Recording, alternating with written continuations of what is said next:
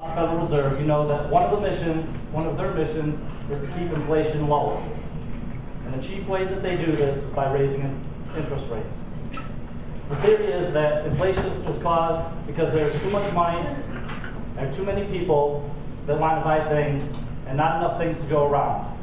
In other words, inflation is caused because supply is less than the demand. One of the ways to get rid of the demand and inflation is to make it so that the businesses and people don't have money. This may seem like a peculiar topic for me to discuss, since most people are still worried about the recession. However, this is the best time for this discussion because we have to make sure the government makes a different decision than they would normally make. This is the time for this discussion because I believe that we are about to come out of the recession, probably within the next 4 to 6 months. Don't get me wrong, there's going to be housing foreclosures for years to come, and corresponding housing low prices like that. But the banks have ridden out the storm. They are no longer in stabilization mode. They are in look for profits mode. Car makers are hiring people again, selling cars, and we're generally getting good feelings about the economy out in the business world. In fact, this week, a lot of the articles that you see on Yahoo Finance and MSNBC, the corresponding NBC program that's business, is that when is the Fed going to start raising interest rates in order to slow down the economy? These are the discussions that we're having now, like that. But using interest rates to do this is not the way that we should be managing or throttling back the economy when that time comes.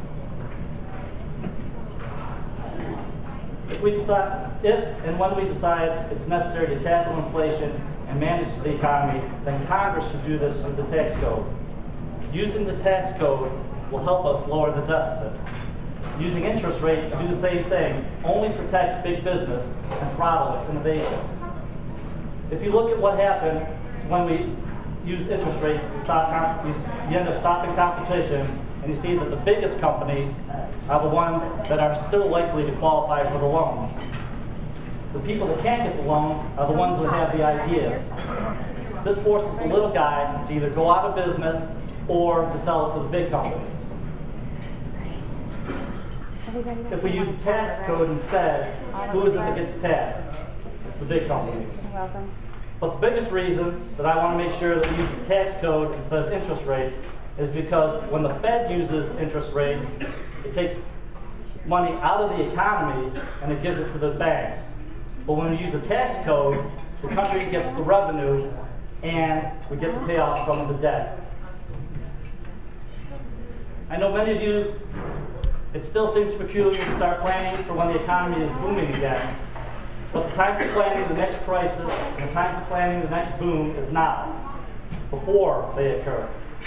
Yes, I'm thrilled that last month the President finally promoted the housing refinance program that I outlined in 2009. And I'm really happy this is in ancient Greece where they fed hemlock to the visionaries. But if we want good government and smart policy, we have to become educated about government policy and decide to put people in Congress that understand the past and look to the future. I believe I'm the right person for Congress now, and I appreciate your vote on March 6th and again in November. Thank you.